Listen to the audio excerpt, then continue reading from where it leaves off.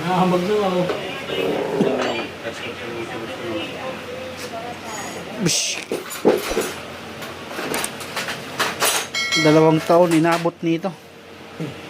Buti naalala pa na. Maalala pa. Eto, nabula na yung makina mga sa nagpalit tayo ng connecting rod. Palit tayo ng black seat. Tapos valve guide, rocker arm pin. Tapos rocker arm, pulley. So marami tayong pinalitan dyan mga sir. Tapos after magawa yung makina, bubuin muna natin yan. Susunod natin yung mga preno kasi nag-stack up.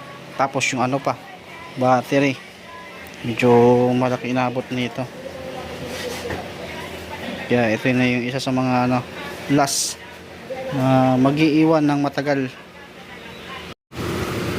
Eto na mga sala, maandar na yung 2 years na iniwan dito ay hindi na binalikan. Ito na yung update niya mga sala, maandar na siya ngayon. Yan, tahimik na yung makina niya. Pala, marami na rin akong naiabuno rito mga sir.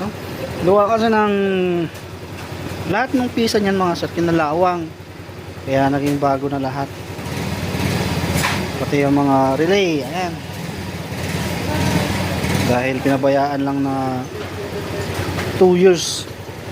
Hindi man lang kinamusta, hindi man lang pinuntahan. Kasi ang usapan namin nung una nito ay magwe-withdraw lang. Pinakalas niya sa amin yung makina para makita niya kung ano yung mga pisang damage. Tapos ayun, nung nakita, sabi magwe-withdraw lang. Inabot ng 2 years. At ito, binalikan kami, nag-iwan ng pang bili ng pisa, kaso kulang, kaya nabunuan ko muna.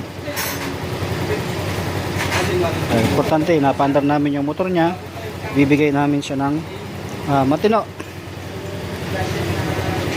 Pumunta nga isang beses dito, minamadali ako eh. Sabi ko naman, huwag natin pwedeng madaliin kasi nga marami pa tayong pisa na dapat asikasuhin.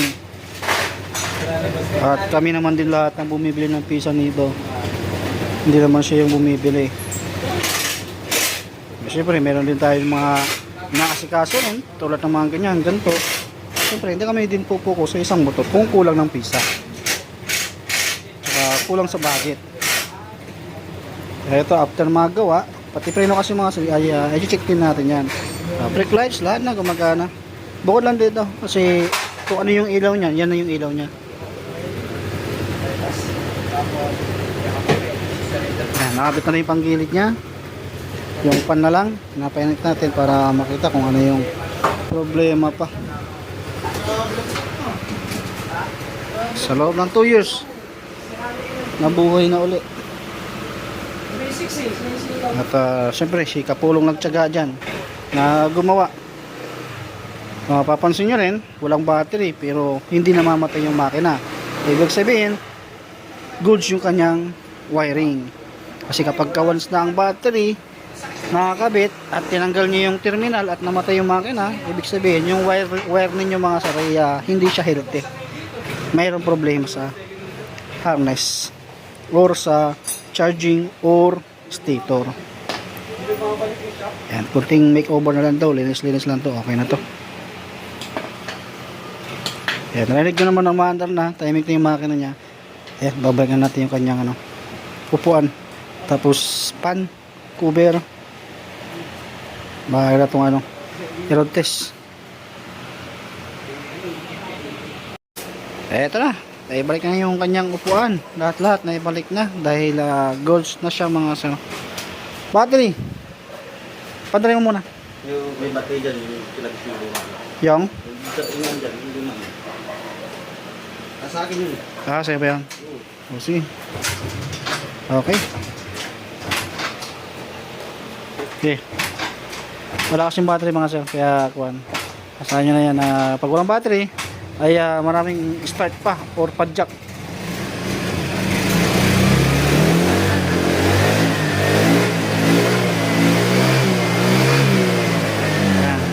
Yung usok na yan Yan po yung galing sa tambocho niya mga sir. At na-stock na rin kasi yung tambocho. Alam niyo naman to nung kung natuyan ng langis. Lahat ng langis niya pumunta sa tambocho. Kaya pag mainit yung tambocho, doon na iinit or uusok.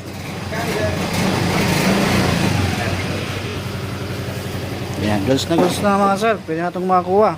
Hugas na lang to ang kailangan para maging itsurang motor. Alam niyo na mga sina-stock na matagal to dito. 2 years ba naman na-stock to. Yan, buhay na ngayon. Sa may-ari nito, pwede mo lang makuha yung motor mo. Usap na lang tayo dun sa nagastos.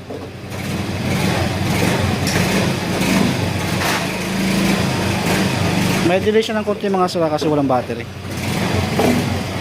Yan, okay na, goods na to mga sir. Pwede na yan itong makuha sa loob ng 2 years na nakatambay dyan sa labas na nakatakip. Ayan, maandar na uli.